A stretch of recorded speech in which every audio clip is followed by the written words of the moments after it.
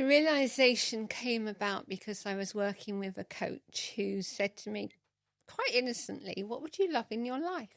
Mm. And I just, out the blue, said, "I'd love to hear my parents tell me they loved me and actually give me a hug." And at 50 years old, I hadn't realised they'd never really done that. It was so normal not to have their expression of love or to have a hug from them that I didn't even question it. But I would give my friends hugs. I would tell them I loved them.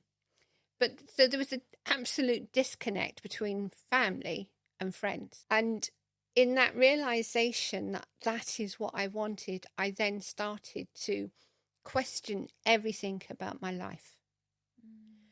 And basically, it was like I was focusing so much on serving my family that I'd forgotten myself. And it was only when I started to recognize myself did I start to change my life. And what did those changes start to look like for you? I started to say no.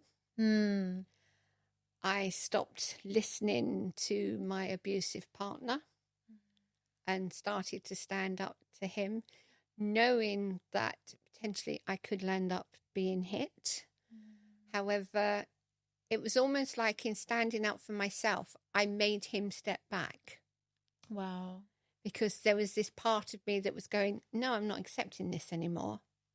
This has got to change.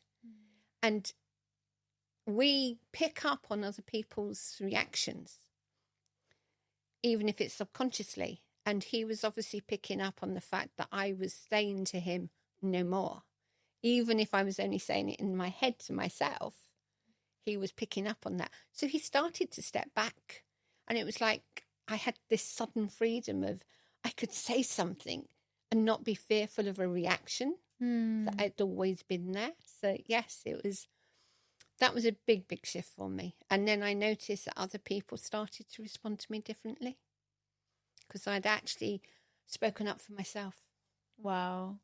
This is like revolutionary. Like it takes a lot of courage, and especially in situations where like your life could be at risk. And to step up, like that's like being on the front lines in a war zone. Like that's a serious, serious situation. Absolutely. And what I would say to any woman that's even considering stepping up and saying no, protect yourself first. It does not matter how much you want to say no. You have to be safe yourself. Yeah. But when you have this deep urging inside that says no more, you can't ignore it. And there's a force behind your desire to be seen and heard in a way that you've never been seen or heard before.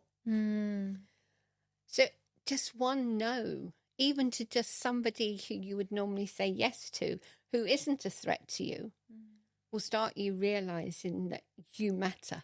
And the most important person is you. Yeah. And you know, I'm curious what that was like for you starting to say no. As a recovering people pleaser myself, you know, I have been through these phases of saying no where it's like almost like saying no remorse. It's like after the no, it's like, oh my gosh, I'm a horrible person. All these, like this noise, like, you know, so what was it like for you? Like when you actually first started acting on that, what was that like? Truthfully, it felt as though somebody had given me, I would say, I'm trying to visualize how it felt at the time, because it felt as though somebody had given me a flower bud.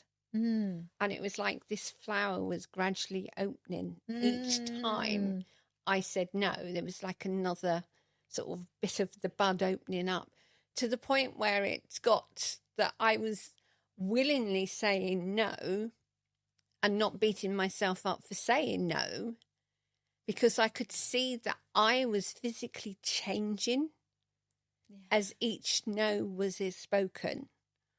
And it was fascinating to recognize that change in me.